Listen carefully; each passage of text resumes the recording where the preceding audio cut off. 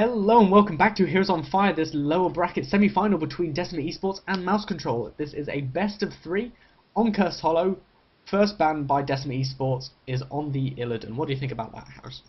That seems to be a very common ban at the moment, because Illidan is definitely valued highly by a lot of teams, and he's someone that can be quite difficult to play against. Although he can be easily shut down, it puts a lot of pressure on you to do so. So some teams think, this hero is too strong, we don't really want to play against it, and others just think, let's just take it out of the equation. Let's just make that something we don't have to draft around. Also, on top of the Illidan, you'll have you potentially see a two-healer composition, and potentially the opposing team doesn't want to have to take two healers to counter that, or ban out the other healer, so, you know. It removes a lot of things from the equation just by saying, nope, we're not going to deal with that. Let's just leave that one straight so up. Mouse Control, ban out the Sergeant Hammer, and Decima eSports respond with a Nazebo first pick. What do you think of those two, then? The Zebo is a strong one, but it's unusual to see it as a first pick. Cursed Hollow is pretty good for Nazebo being able to hide in all those little cubby holes and pop a really good Ravenous Spirit. Similarly, Hammer's able to siege up and be out of reach because of all the walls and everything everywhere. So it's a reasonable ban from Mouse Control there. Absolutely. Like, Cursed Hollow is a map where there's a lot of areas that you want to fight over, whether it's the tributes or it's the two bosses. It adds a lot of situations where Hammer can set up and it becomes very difficult to sort of push onto these areas.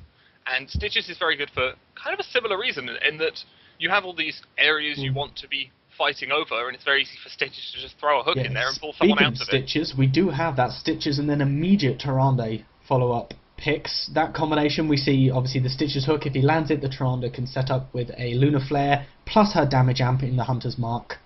Very strong combo. Makes it very easy to get a swift pick off. You don't just hook that person away, but you can pretty much guarantee that they're going to fall as well. Response pickups for Decima are the Uther and the Vala. I think Uther's stuns would be pretty good here. They're locking out that stunning support to potentially protect their Nazebo, and on top of that, they are going to take the super strong ranged assassin that is the Vala. Uther enables some nice plays where you're able to run in after the hook and stun out the opposing team before they're really able to pick off the person they were trying to deal with. The sort of counter-initiation, so to speak. And you can't really say too much about a Vala pick. Teams pick Vala. They like Vala. Vala wins games. Good. Yeah. And as another note to that Uther pick, that game we played, earlier today on Cursed Hollow, me as Uther just running in when people are taking the boss, things like that, that big Divine Storm in all those small areas, we wrecked like that. The opposing team weren't able to really fight us back when they were all clumped up because of these areas and all them stunned up. Just the follow-up damage from the rest of our team was good, and we'll probably see some really really good Divine Storms as a result of that. There's definitely a lot of small corridors and pathways and that sort of thing that people tend to get a bit clumped up and can really be punished by an ability like Divine Storm. Well, Decima eSports have their two primary damage dealers in their support, and now Mouse Control taken a long time to think about what to get. I mean, they have the Stitches and the Tyrande, and we actually see an ETC picked up. Second tank.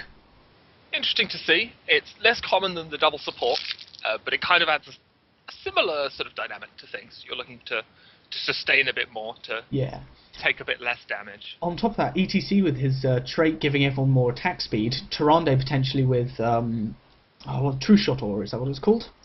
The one that adds attack speed and attack damage, 10% of each to allies. That's, potentially see some fast arrows from Tyrande and potentially some other good damage come out. Indeed. And I could add a lot of nice damage to their double tank lineup, which they'd otherwise be lacking, because you do give up a lot of damage to run double tank, or in fact double support. Things like that can definitely help solve that issue. Yeah, Mouse Control taking a long time to pick their fourth hero. We're down into 24 seconds left of their time pool. What do you think it'll be? Predictions? I'd probably say we'll pick out the Rhaegar here, maybe. It would be a surprise not to see a support. It's very rare that you leave the support until the last pick of the draft. We did see that support, even though it's not a true support in the form of the Tassadar. We've got two pseudo supports now. Both can take Healing Ward or Shield. Tassadar already has a shield, so he'll most likely take the Healing Ward at level 4 if he decides to do that instead of another ability, another talent rather. Decima will see what they come up with as a response.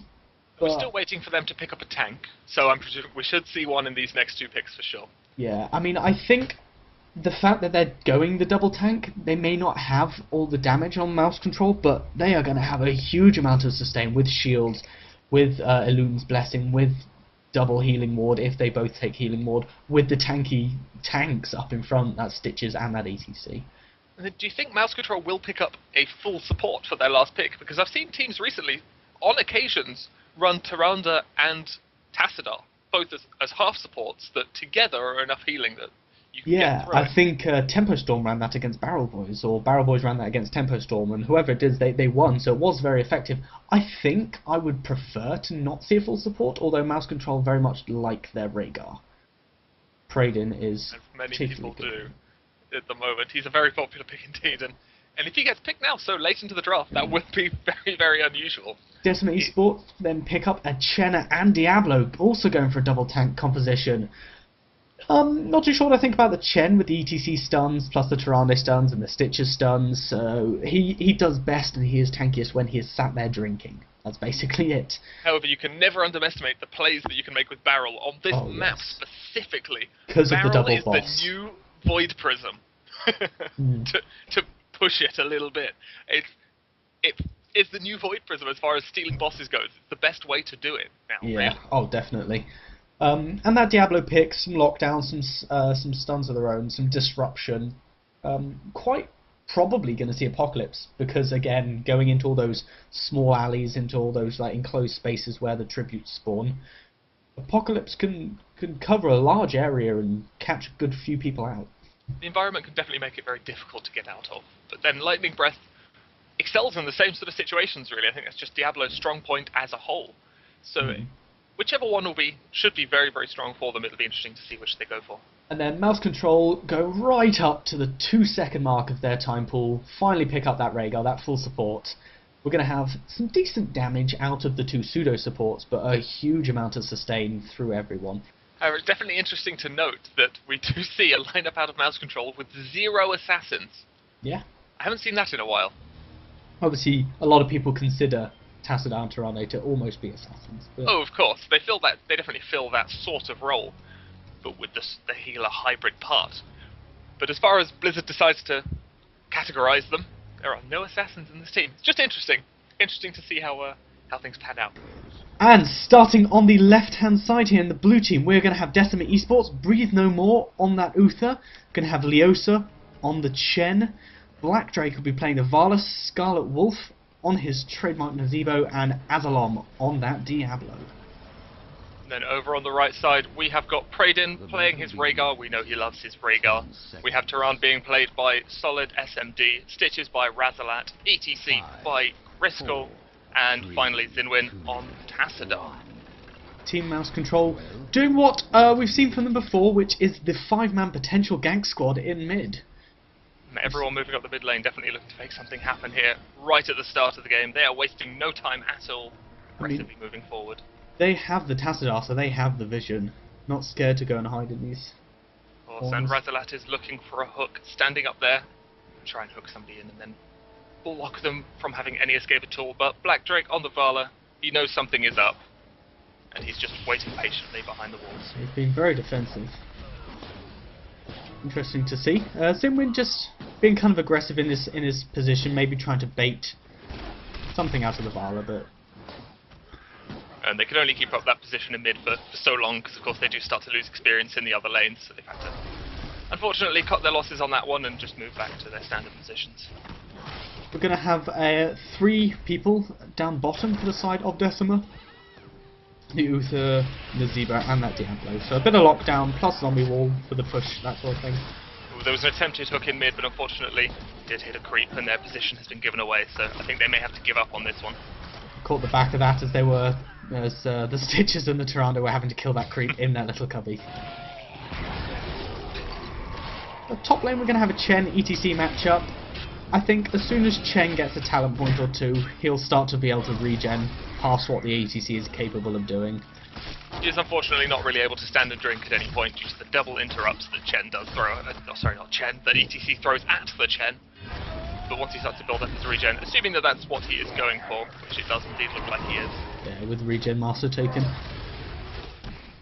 Something I would like to know, I think I mentioned it in a previous cast, is that Rhaegar's healing totem is actually still called Healing Ward when you select it. Just down the bottom, a little bit of a scuffle, bit of an engagement, but Azalam just walks away with that huge Diablo health pool. Now, do you think we're going to see these teams all rotate up to the tributes, or do you think we're going to see them stop and soak? I think it depends where they spawn. If we see it bottom, which we do, I don't think anybody will rotate. Maybe the Tassadar will come down to throw a storm. Oh, and then we've got a bit of a fight going down there in the bottom. The Diablo catches Rhaegar out, knocks him towards the towers, but he just runs away. Barely. And he is a SMD. slippery little beast, is Rhaegar. Solid SMD also having taken a lot of damage on the back end there.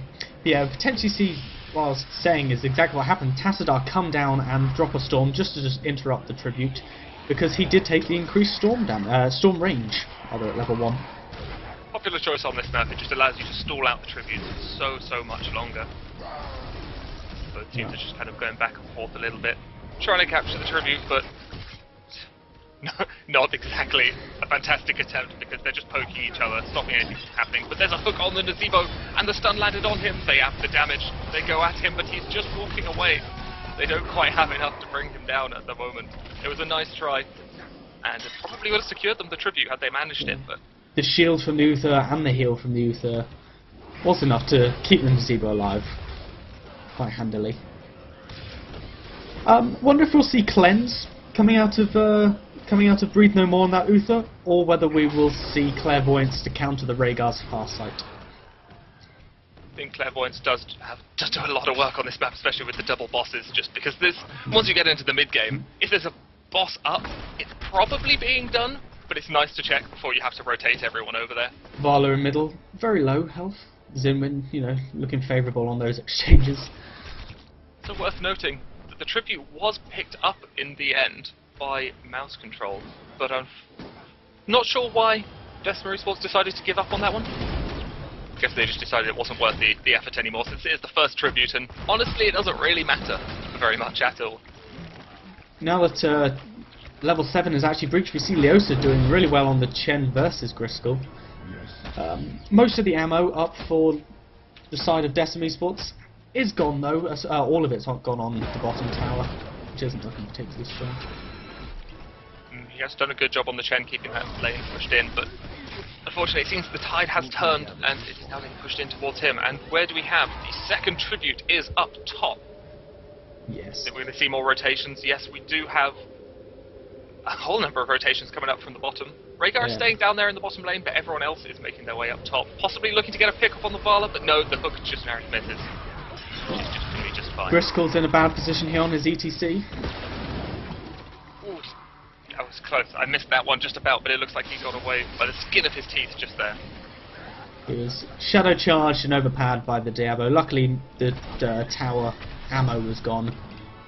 The mouse control just couldn't get themselves into a good position to be able to contest that one. They were zoned out nicely, and it was able to be capped nice and easily. In the end, Rhaegar did rotate up, but whilst Breathe No More on the Uther stayed down at the bottom, soaking experience. Decima are a little bit ahead on experience, despite 0 kills having happened in the game so far. It's been a whole lot of poking, but no really committed engagement so far, which is often what you tend to see on the first few tributes, because nobody wants to give that big advantage this early on. And we are going to see. Ooh, in fact, we have got Decima going for a boss. This is interesting. I'm not sure how I feel about this, to be honest. They're hoping to try and sneak it in before it gets noticed, but it has been spotted out, and they do not have their ult, whereas Mouse Control do, and the ETC, he stage dives in. They're all trying to retreat, but then he knocks the Diablo back in.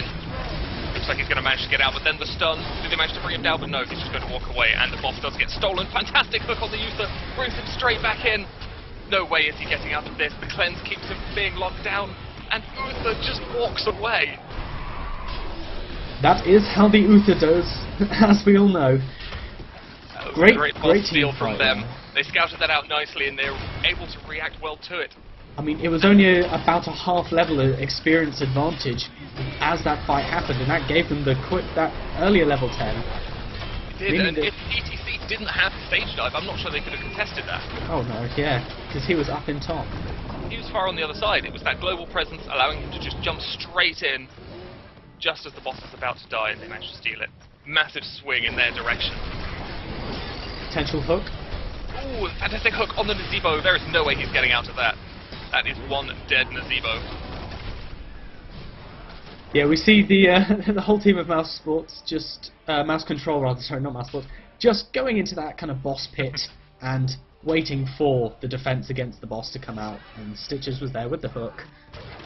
Very easy pick off on the Nazebo. Now, I was going to mention, we did see the Rhaegar stay bottom for a good chunk of that second tribute, but not necessarily for all of it. It would have actually been fine for the Rhaegar to stay there, since they have the Tyrande and the Tassadar, who are both pseudo supports, able to give their team sustain without the Rhaegar even needing to be there. Now this tribute is really important. It's going to give a tribute one way, but then the Apocalypse comes down, hits multiple. The Ravenous Spirit doesn't do a lot of work, gets stunned out immediately.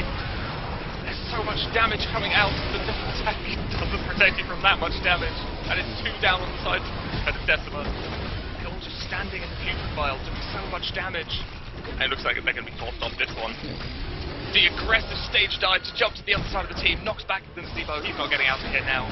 Chen and Vala will be the only 2 survivors for that one. Now, As we saw the tributes 2 and 2 apiece. we saw pretty good focus on Praedin, and as he dropped very low, had Ancestral healing himself, but it did go off in the end, and he was able to just stay in the fight and keep healing. It looks like they're doing a good job actually of just delaying this tribute out. Yeah, Leosa coming in and making Zinwin nervous, multi-shot as well. Are they going to be able to stall this until they're able to fight again? Because Potentially. everyone's coming back to life now, making their way back in, and they're all at full health, whereas they, Mouse Control are not. When the Stitches gets caught out of position, he's going to go down easily there. No, the shield goes down on him, the Putrefiles run away, he is going to get out of this one. The body blocks from the ETC, knocking them all back. And they're able to just back out now. Yeah, it was a great stun coming out from the Tyrande there, landing on 3. Oh, the stun hits too, and the Twilight Storm. No, unfortunately they just weren't able to come in and turn this fight around. It looks like the same fight is going bad for them again. Chen tries to barrel, to disengage, knock everyone away. Is it enough? It looks like they're going to get away just fine. He was able to knock Griskel back a little bit there, potentially saving Scarlet Wolf, if he does on that Nazebo. It's unfortunate. It looked like they might be in a good position because the opposing team was all low-ish health. But unfortunately, they were levels behind. It was tough, and the same fight did go badly for them twice over the same tribute, and that is unfortunate to see. Oh yeah, definitely. Now, just to note, we did not see the Tyrande take a 3rd healing ward, as it were. We saw the Tassadar take it, but we saw her take Protective Shield, so that is even more kind of burst healing coming out of the team. So a huge amount of sustain. Now we are seeing that with a 6 kills to 0. Team Decima. We've got a fight going down over the boss. Once again, Stage Dive comes in, dives in. There's a Rain of Vengeance hitting a few. The Apocalypse comes down too. The Ravenous Spirit is very quickly interrupted. Everyone's getting very low on the side of Mouse Control. God damn it, I did the same thing you did. And the Chen looks like it's going to go down as well. You just can't take that much damage, and they're going to have to back off. Just total team fight dominance here from the team on the red side. Yeah, They're I mean, just not giving them a break. Chen did, sorry, not Chen, Uther did end up taking Cleanse instead of Clairvoyance, and so they kind of went into that fight not knowing where the opposing team were, because they had no way of spotting it out, whilst obviously Mouse Control have that far sight. And so they went in blind, potentially going to contest the boss, and ended up getting caught out at the opposing boss. However, Decima did manage to get the tribute, so all of the lanes are going to be pushed in their favour. That's certainly something that will be very useful to them. It'll give them a bit more time to defend against the boss. Yeah, I was going to mention, it does mean that they're not having to defend against boss and curse, so that their lanes should push out, and they should be able to just defend quite happily against the boss. Certainly, the boss is still going to do work, but it's definitely good for a damage control type situation. Just going to try and limit what's really being forced upon them. The boss on the left-hand side, close to Decima, is up. We do see potential of that coming, a fight happening over that. I'm sure it won't be too long until one team or the other moves towards it. It's what we tend to see on this map, is very aggressive boss taking, and it might look now, yes, I think Decima might be going for it. The owl comes down, but it reveals just before they get there, so do they know? I don't think they're aware this is I happening. mean, the owl vision does linger quite long, but we do have a 3-level advantage for mouse control. There's a whole talent point at this point, with Rhaegar taking the blood far for side blood. does scout it out, and there's a hook on the Decima. He gets stunned, and he's blown up immediately. Odd position on the Starfall there. I think that was a bit preemptive, unfortunately. But no, it looks like they are just going to back away. But then the stage dive in to try and make something more of this little engagement. He knocks back the Chen, but the barrel, he's going to get out of that. He gets hooked. Is the Divine Storm enough? Yes, he manages to get away. And the barrel, in fact, forcing Rhaegar back towards the towers. He might get picked off, but no, the Ancestral, the Rain of Vengeance hits a few. No, not quite enough. And it looks like they've decided, no boss just yet. Just push the towers for a little bit, and then I guess they'll back, and they should be able to take the boss pretty safely. I'm not really sure if there's much that can be done to contest it, unfortunately. Not with one man down and a 4-level disadvantage. Now that we have a little bit of a calm, we're going to go over those level 16 talents. Imposing Presence and Relentless coming out for the ETC, basically the full tank build. Stitch is going for that. It was a hook on the Vala!